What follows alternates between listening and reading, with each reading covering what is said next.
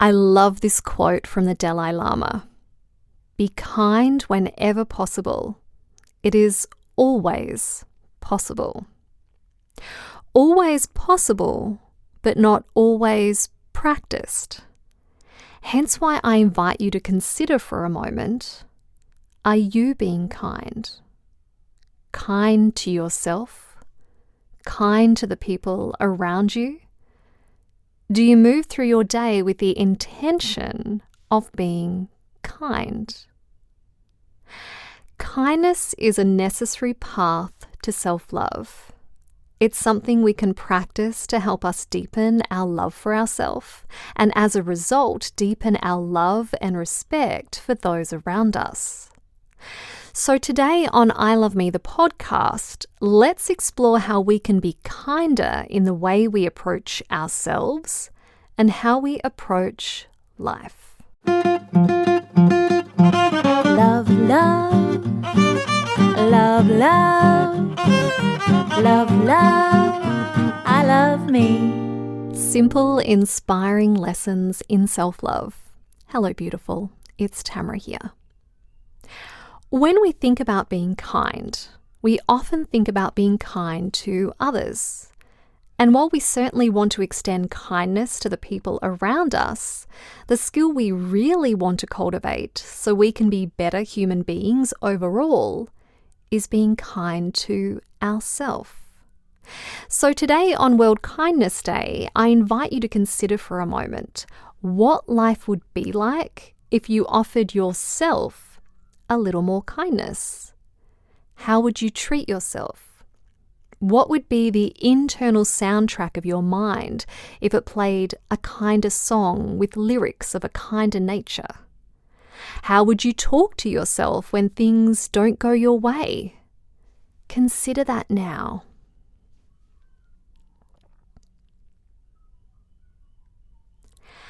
As I shared in the first episode on I Love Me, the podcast, showing oneself kindness and compassion are essential in the practical application of self-love. It's learning how to be kind to ourselves that we get to develop an unconditional relationship with ourselves that supports us through our darkest moments. Yet from a young age, we start to learn how to be unkind to ourselves. How to treat ourselves as less than, how to abandon ourselves when we feel we've stuffed up, how to judge and compare ourselves to others, all unkind ways of being. There is often this misconception that if I give myself or another person a hard time, they'll pick up their game, they'll do better. But this rarely works. People don't thrive from unkind treatment such as constant criticism. Tell a person enough times how hopeless they are, and eventually they'll start to believe it, and then start acting that way. However, if you offer someone kindness, some loving, positive feedback, not only are you treating someone with kindness, the way we should treat all human beings, you're helping build their confidence in themselves. You're helping them believe in themselves. A person who has self-belief performs better, they act nicer, and can more easily step into their innate brilliance. And this is backed up by scientific evidence. Not only does being kind make us happier and thus lower depression rates, it boosts our health, our emotional and physical well-being, and it helps us feel more loved, which is so needed right now. It goes without saying that choosing the kind approach will always reap benefits for all involved. So, let's look at what it means to be kind. According to the Oxford Dictionary, kindness is the quality of being friendly, generous, and considerate. If we look at Buddhist tradition, they see loving kindness as the genuine feeling of concern for the happiness and well-being of others.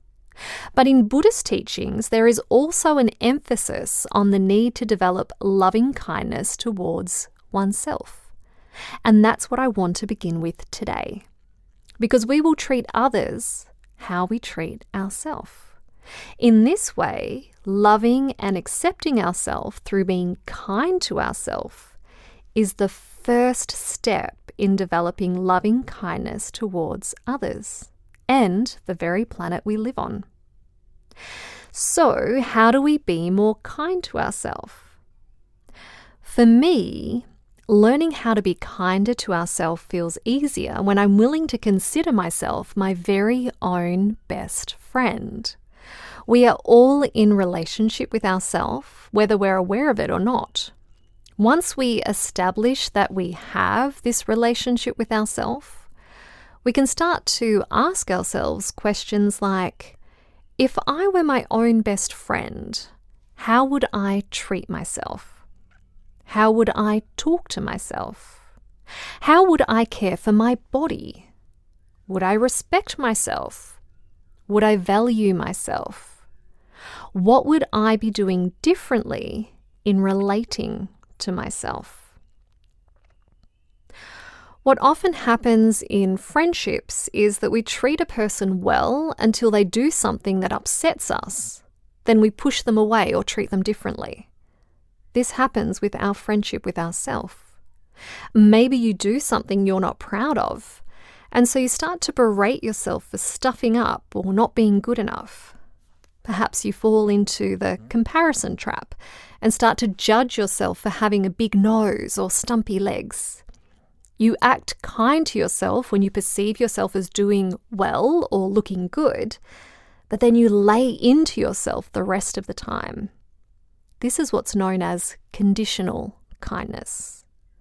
We be kind to ourselves when we perceive ourselves as doing well, as succeeding at something, and then we stop being kind the minute we see a flaw in our very human self. Instead of only being kind in certain circumstances, we want to move towards being kind all the time. Even when we're looking at our stuff, we all have unresolved stuff. Doing so through the lens of kindness and letting kindness be the baseline for how we treat ourselves on a day-by-day, moment-by-moment occurrence.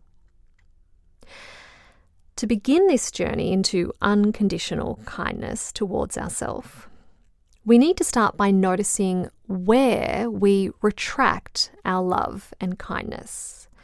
What is the moment that we stop loving ourselves and allow in the negative criticisms? We all have an inner critic, an ego that is fueled by the beliefs we carry. Once we can shine light on these places, then, without judging those unkind words or behaviors, we take a moment to acknowledge how we feel. That's the first step. We're not trying to change anything. We're not pushing away that unkind feeling toward ourselves. We're simply noticing how we feel and acknowledging that's how we feel in this moment. We're being honest with ourselves. This is what I did or didn't do, and this is how I feel about it. Or this is what's going on for me, and it makes me feel like this. Next, we offer ourselves kindness. It may be a physical gesture like a big hug, or some kind words like, I'm here for you, and I love you even though you feel this way right now. You offer yourself the support you would offer the best friend that is you, the support you need in this moment. You give that to yourself. You hold space for yourself.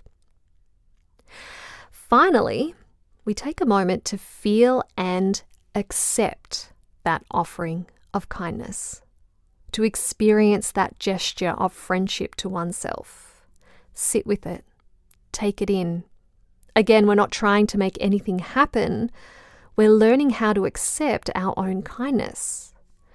Because if you're not familiar with being kind to yourself, it can feel strange to begin with, maybe even a little superficial. But with practice, that feeling of kindness will start to be felt on a deeper level. Whatever's going on for you, all you need to do is offer yourself this kind of loving response, and you start to activate your kindness muscle.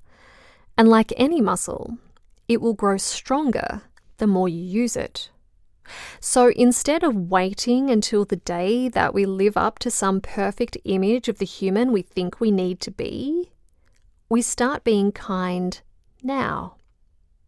The more we can treat ourselves in this way, the more we can treat our children, our partners, our friends, our colleagues in the same way. Oh, you just dropped your cereal all over our expensive carpet. That's okay, sweetie. Accidents happen. What do you think we can learn from this? You acknowledge that what happened wasn't ideal, but you show loving kindness towards that person who is still learning, still growing, and whose psychological well-being is more important than carpet, no matter how much it cost. Your partner comes home from work and announces that they just lost their job. Even though you've been struggling financially, you have the choice to show loving kindness and realize that your partner is human with big human feelings. And right now they need your support. And so you offer it. You can problem solve later, but in this moment, you offer the support your partner most needs: kindness, understanding, love. When we're not kind, there are always consequences to ourselves and to the people involved. Not only do we sever the meaningful connection we may have with that person, when we're not kind, it drains our energy and can make us feel just plain awful. That's why I invite you to stop expecting yourself and the people around you to live up to some picture of perfection and instead connect with that person. Offer them loving kindness. Because you know what? While we may act and behave in interesting ways sometimes, at our core, we are all good people. We are good, decent human beings. And we are supported in tapping into that goodness when others see that goodness in us. When they show us kindness and love, they're helping us remember the truth of who we are. And in taking this kinder approach to how we interact with the people around us, we get to practice coming from a place of love. We get to learn how to be a conduit of love. In this way, every time our child or partner do something that may have in the past triggered us into a negative reaction, we get the opportunity to learn how to be kinder, more loving human beings, better versions of ourselves that have the ability to create a more loving world. We lead by example. We become role models to those around us. For it's in our nature to learn from others. We watch and notice how people are with themselves and with the people around them. Especially children, they essentially mimic the behaviors of the big people they spend the most time with. So if you want to teach your child kindness, you need to be kind. You need to show your children what kindness looks and feels like, even to the adults around you. When we treat ourselves with kindness and we treat others with kindness, it shows others how we wish to be treated. The truth is, the only way to teach kindness is to be kind. Now, let's be brutally honest. Sometimes we don't feel like showing love to others, especially those who have hurt us or treated us in an unsavory manner. That's where kindness can be easier to work with than love. Think of practicing kindness like practicing love with training wheels on.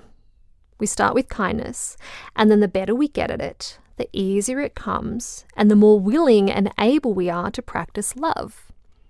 The harder it feels to practice kindness with a certain person or in a certain situation, the more powerful it is when we do it.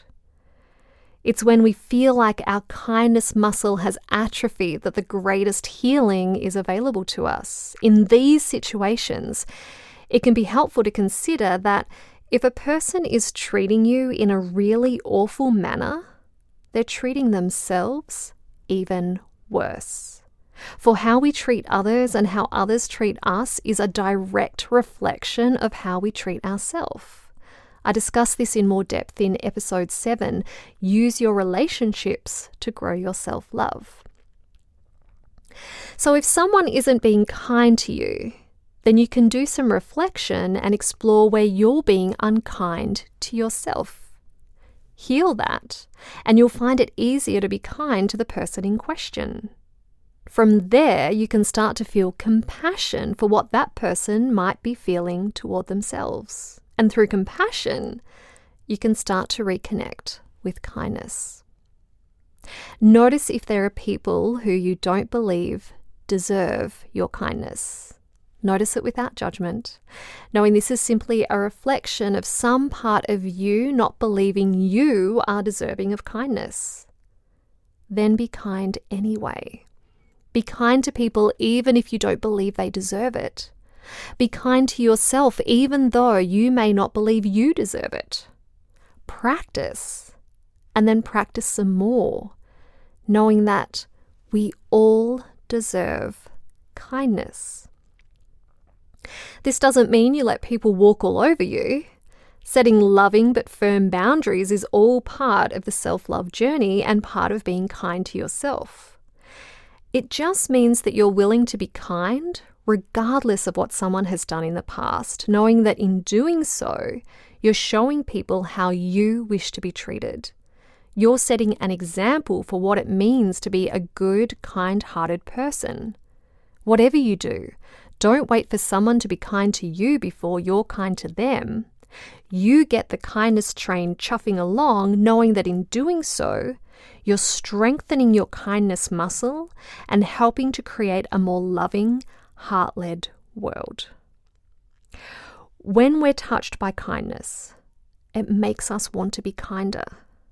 I remember when I was living in the Dandenong Ranges in Australia, I was walking home one day and one of the houses on our street had left out a bucket of herbs all bunched up into little bouquets, and it had a sign saying, "Take one." I was so taken by this kind gesture, I took a bunch of herbs, and then the next day I collected 6 eggs from our chooks and I put it in that house's letterbox with a note that read, "Thanks for the herbs."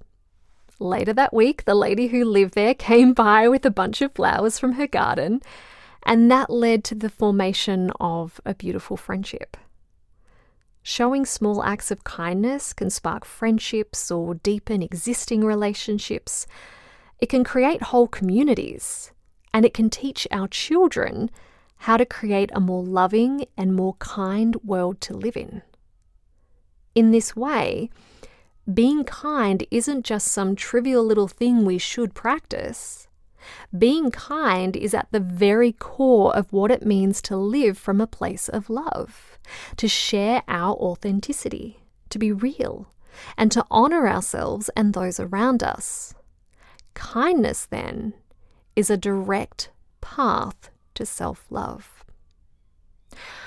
When you're deciding to do something, check in. Is this kind to myself and the people involved? For instance, your child isn't getting ready for school quick enough. Instead of yelling at them or getting frustrated, ask yourself, how can I be kinder in this situation?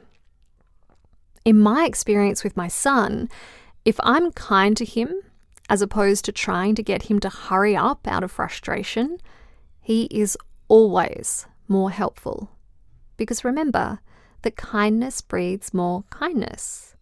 The kinder you are to others, the more kind they'll be to you.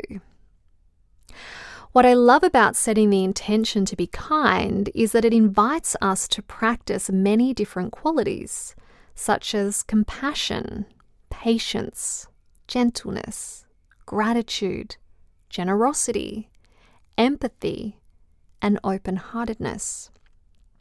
It's about living in a way that shows you genuinely care for yourself and the people and world around you. This week, I invite you to take a kinder, more compassionate approach with yourself. Realize you're human and love yourself for it. Start with you, because that's where we need to start with any positive changes we make. A question you may like to ask yourself each day is, how can I be more kind to myself today? Meditate or journal on it. If you've never journaled before, it's a great practice to help you delve deep into a question like this. I have a whole episode on how to journal. I'll pop a link in the show notes to episode 20. Sometimes being kind to ourselves looks like turning off the TV or computer and having an early night, or eating more nourishing foods, or engaging in physical activity that fills you with joy. Other times, it'll be considering what thoughts no longer serve you and choosing a different, kinder thought instead. Practice being kind to yourself, and you'll find you naturally start to treat others with more heartfelt kindness. Maybe it's a warm smile to that stranger on the street, or offering someone help, being more compassionate to your partner, donating money or clothes to charity, holding the door open for someone, saying thank you and genuinely meaning it.